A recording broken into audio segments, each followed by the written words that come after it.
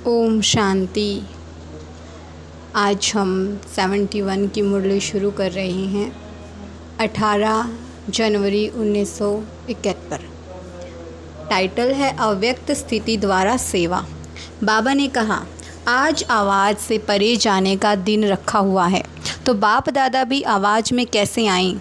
आवाज़ से परे रहने का अभ्यास बहुत आवश्यक है। आवाज़ में आकर जो आत्माओं की सेवा करते हो, उससे अधिक आवाज़ से परे स्थिति में स्थित होकर सेवा करने से सेवा का प्रत्यक्ष प्रमाण देख सकेंगे।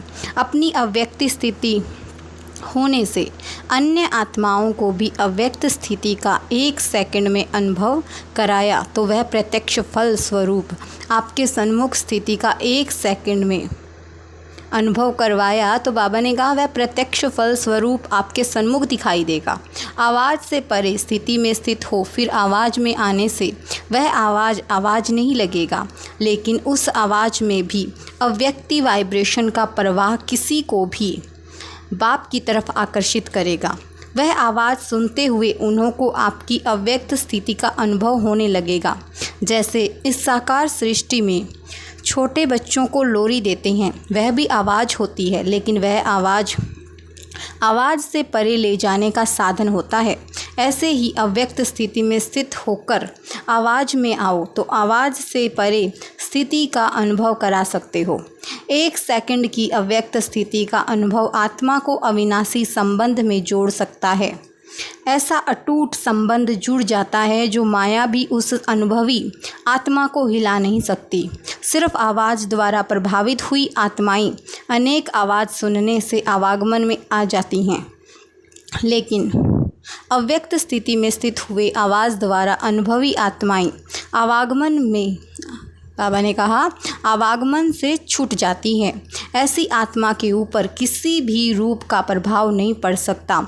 सदैव अपने को कंबाइंड रूप की सर्विस करो, अर्थात अव्यक्त स्थिति और फिर आवाज़, दोनों की कंबाइंड रूप की सर्विस वारिस बनाएगी। फिर सिर्फ आवाज़ द्वारा सर्विस करने से प्रजा बनती जा रही है, तो अब सर्विस में नवीनता लाओ। इस प्रकार की सर्विस करने का साधन कौन सा है? तो बाबा ने बताया, जिस समय सर्विस करते हो उस समय मंथन चलता है, लेकिन याद में मग्न यह स्टेज मंथन की स्टेज से कम होती है। दूसरे के तरफ ध्यान अधिक रहता है, अपनी अव्यक्त स्थिति की तरफ ध्यान का कम रहता है। इस कारण ज्ञान के विस्तार का प्रभाव पड़ता है, लेकिन लगन में मग्न रहने का प्रभाव कम दिखाई देता है।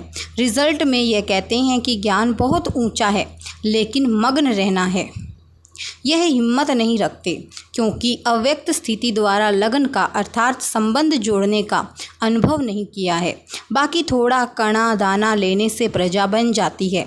अब के संबंध जुटने से ही भविष्य संबंध में आएंगे, नहीं तो प्रजा में तो नवीनता यही लानी है जो 1 सेकंड में अव्यक्ति अनुभव द्वारा संबंध जोड़ना है। संबंध और संपर्क दोनों में फ़र्क है। संपर्क में आते हैं, संबंध में नहीं आते हैं। समझा? बाबा ने पूछा कि जो कहा है वो समझा। फिर आगे कहते हैं, आज के दिन अव्यक्त स्थिति का अनुभव किया है, यही अनुभव सदा काल कायम रखते रहो तो औरों को भी अनुभव करा सकेंगे। आजकल वाणी व अन्य साधन अनेक प्रकार से अनेकों द्वारा आत्माओं को प्रभावित कर रहे हैं, लेकिन अनुभव सिवाय आप लोगों के अन्य कोई नहीं कर सकते हैं, न करा सकते हैं। इसीलिए आज के समय में यह अनुभव कराने की आवश्यकता है। सभी के अंदर अभिलाषा भी है, थोड़े समय में अनुभव करने के इच्छुक हैं, सुनने के इच्छुक नहीं हैं। अनुभव में स्थित रह अनुभव कराओ। सभी का स्नेह वतन में मिला सुनाया था। 3 प्रकार की याद और स्नेह वतन में पहुंची, वियोगी, योगी और स्नेही। तीनों ही रूप का याद प्यार बाप दादा को मिला। रिवाइज कोर्स के वर्ष भी समाप्त होते जा रहे हैं। वर्ष समाप्त होने से स्टूडेंट को अपनी रिज़ल्ट निकालनी होती है, तो इस वर्ष की रिज़ल्ट में हर एक को अपनी कौन सी रिज़ल्ट निकालनी है, इसकी मुख्य 4 बातें ध्यान में रखनी हैं। 1, अपने में सर्व प्रकार की श्रेष्ठता कितनी है। दूसरा, संपूर्णता में व सर्व के बाबा ने कहा सर्व के संबंध में समीपता कितनी आई है। तीसरा, अपने में व दूसरों के संबंध में संतुष्टता कहाँ तक आई है। और चौथा, अपने में शूरवीरता कहाँ तक आई है। यह 4 बातें अपने में चेक करनी है। आज के दिन अपनी रिज़ल्ट को चेक करने का कर्तव्य पहले करना है। आज का दिवस सिर्फ स्मृति दिवस नहीं मनाना, लेकिन आज का दिवस समर्थी बढ़ाने का दिवस मनाना। आज का दिवस स्थिति व स्टेज ट्रांसफ़र करने का दिवस समझो।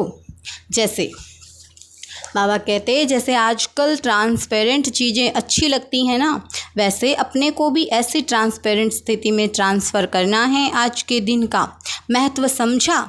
ऐसे ट्रांसपेरेंट को बाबा ने कहा ऐसे ट्रांसपेरेंट हो जाओ जो आपके शरीर के अंदर जो आत्मा विराजमान है ये वह स्पष्ट सभी को दिखाई दे। आपका आत्मिक स्वरूप उन्हों को अपने आत्मिक स्वरूप का साक्षात्कार कराई। इसको ही कहते हैं अव्यक्ति व आत्मिक स्थिति का अनुभव कराना। आगे कहते हैं आज याद के यात्रा की रिजल्ट क्या थी। स्नेह स्वरूप थी या शक्ति स्वरूप थी।